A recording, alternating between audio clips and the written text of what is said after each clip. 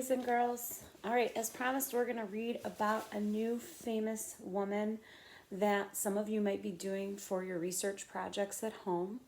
The name of this book is I Am Sacagawea, and it's another one by Brad Meltzer, my new favorite author. And it's illustrated by Christopher Eliopoulos. Getting better at his name.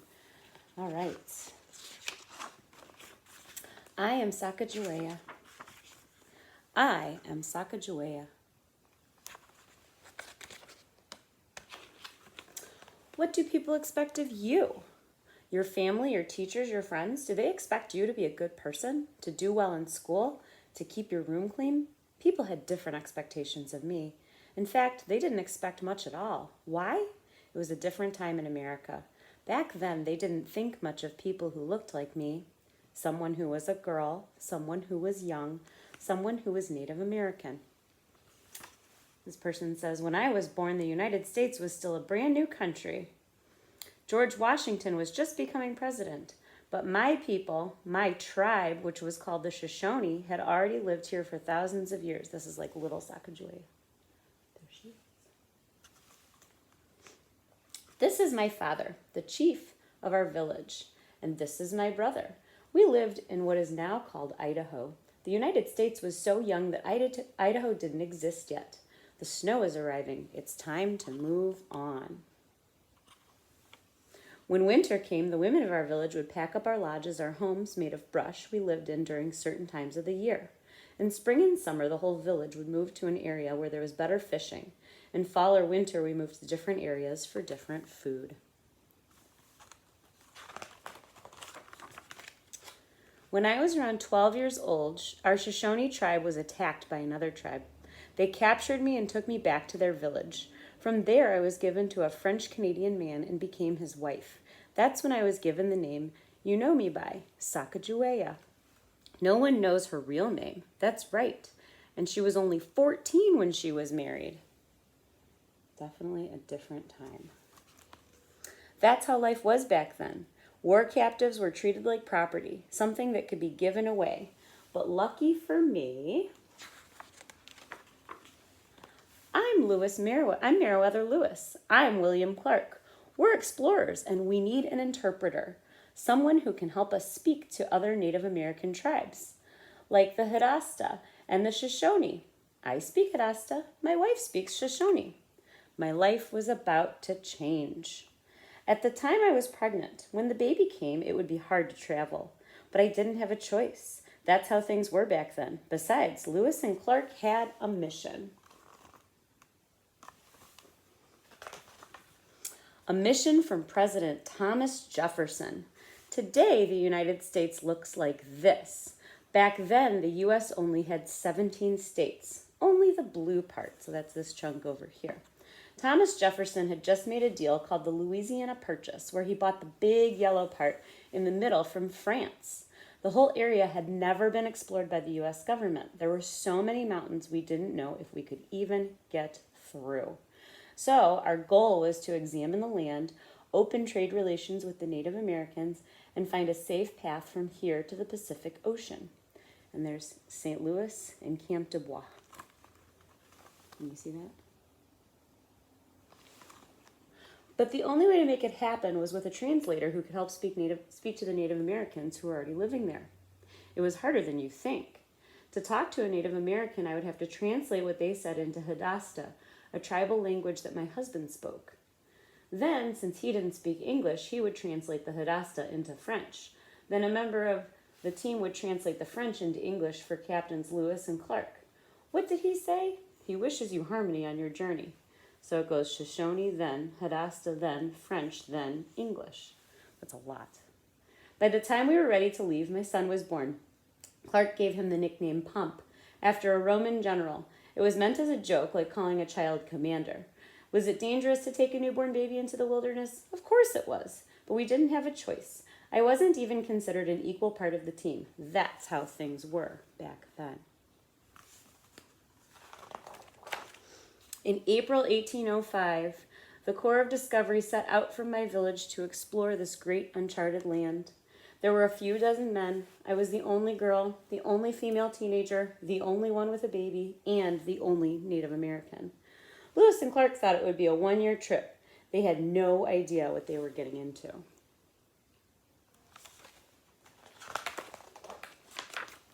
Today, people say I was a guide, but my real job was as an interpreter.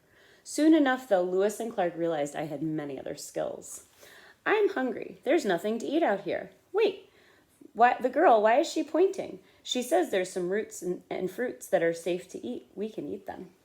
My people lived on this land. I knew its secrets. With a sharp stick, I'd find wild artichokes that mice had buried in the ground. We can eat these too?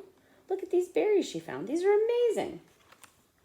It wasn't just food, though. This was my land. My people lived here for centuries, and I understood its passageways. Which turn should we take? She says that one. How does she know? She recognizes that mountain, the one that looks like a beaver's head. That means her tribe's been here before. This is the right path. In their journals, Lewis and Clark spelled my name 8 different ways. Sacagawea, Sacagawea, Sacagawea, Sacagawea, on and on and on. I'm not going to read them all. Sometimes they called me Snake Woman or Bird Woman, but over time they learned exactly who I was. Those are all the different spellings. You can read them for yourself.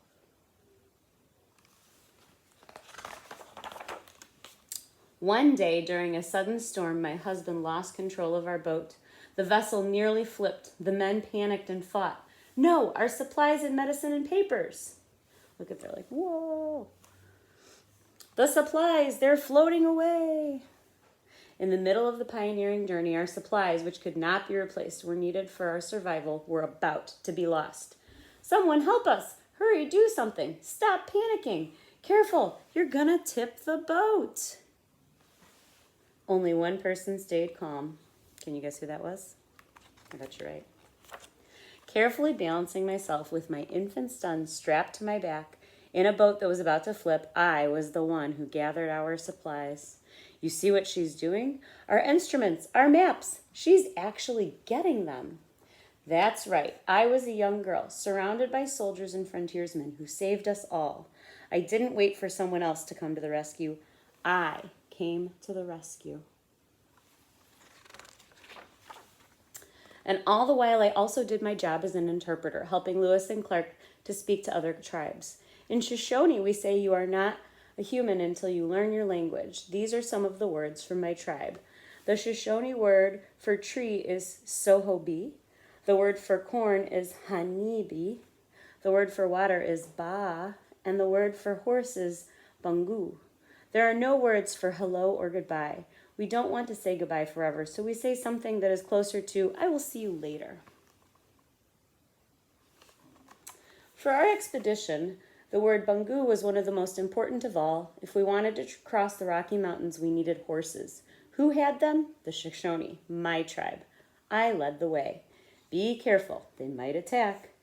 I had no idea what to expect that day. It had been years since I was taken from my tribe. Our expedition had never seen a Shoshone war party. A battle could have started. But instead of fighting, both sides began to talk. Sometimes, even without words, you can communicate peace. Soon after, they invited us to meet their chief, and that's when I saw my brother, my sister. So she found her brother in all of that. It was wonderful to see my people again. We traded with them, giving them supplies and even a medallion from Thomas Jefferson, and in return they gave us horses, helping us prepare for our journey through the mountains. Eventually, though, it was time to leave. The next part of your trip will be difficult. You'll be going places where you won't know the land. You'll meet tribes you won't know the language. Lewis and Clark really don't even need you anymore. So, may I ask, sister, why are you going with them? Why not stay here with your family? To this day, no one knows the answer. Some say it was because I still had more to explore. Some say it's because I felt like I was part of the... Some say it was because I felt like I was part of the team. Some even say I was inspired by the adventure. One thing is certain, the mission wasn't done. So, What would you do? Ooh, this might be a good stop and think point to make a note card. The trip was never easy. We faced grizzly bears. We were hit by hail and flash floods. We ate candles to keep from starving. I even got extremely ill. She's sick. She's a fighter. That winter, our Corps of Discovery had to decide where to build camp. Usually that decision was made by the men in charge, but for once, we'd like to know what you think. We need everyone to vote, including me. Yes, Sacagawea, including you. The final decision rested with Lewis and Clark, but on that day, my vote was cast. Like everyone else on the team. Did our expedition ever reach the Pacific? Yes, it did. Part of our group hiked to the water earlier than the rest and sent word back. They said they saw a whale. I want to go to see the whale, not just the whale. I wanted to see the ocean, which I'd never seen before, and eventually I did. In the end, our Corps of Discovery traveled over 2,000 miles. It took a year and a half by boat, horse, and foot. I was the only girl. I was the only teenager, the only one with a baby, and the only Native American.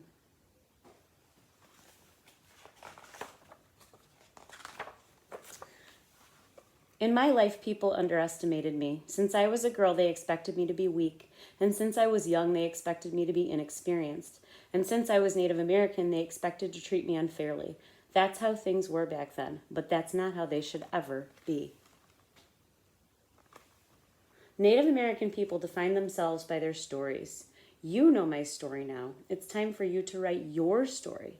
Don't let someone else limit you. As Chief Mininak of the Yakama tribe says, we can only be what we give ourselves power to be.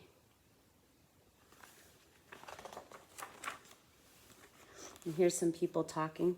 At the end of the expedition, Sacagawea's husband was paid $533.30 and given 320 acres of land. As his wife, Sacagawea was paid nothing. That's not fair.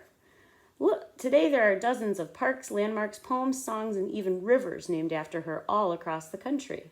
Remember, when she saved all the supplies during the expedition? When it happened, they named the river after her. Today in Montana, it's still called the Sacagawea River. She's the first Native American woman to have her own statue in the U.S. Capitol. She even got her own coin, the Sacagawea gold dollar. But since there are no pictures of her, the picture on the coin is of a woman from Sacagawea's tribe.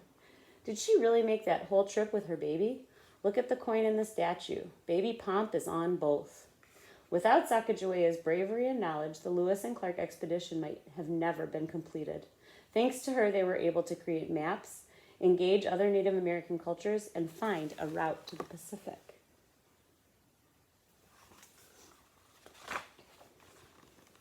Do you know what it means to navigate something? It means to find your way. Wherever you go in life, whatever mountains you climb and challenges you face, find your own way. Make your own path. Shatter expectations. That's what I've always done. I am a girl. I am a teenager. I am a mother. I am a Native American. And I am powerful. I am Sacagawea, and I will blaze my own trail.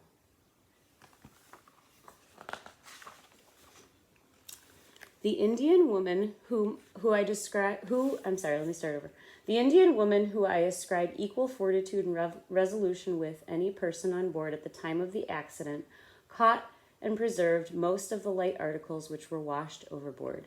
Meriwether Lewis, writing in his journal about Sacagawea after she saved the supplies on the famous boat ride.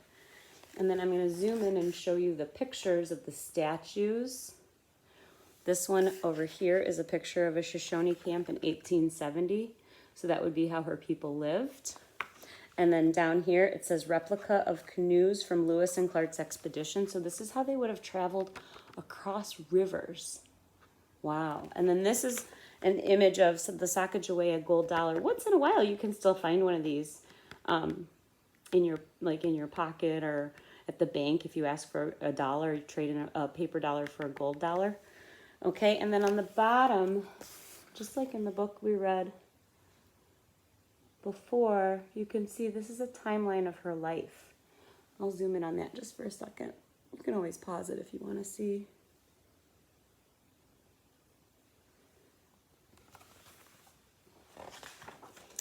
The end. All right. So what you can do is, if you want, you can add a message to the board, or you can write in your Foundations journal about yourself. What makes you special? What are some trails you wish you could blaze? Okay? Just because we're kids doesn't mean we can't do things all by ourselves or help other people to do things. Think about how much of a helper you've been to your family so far.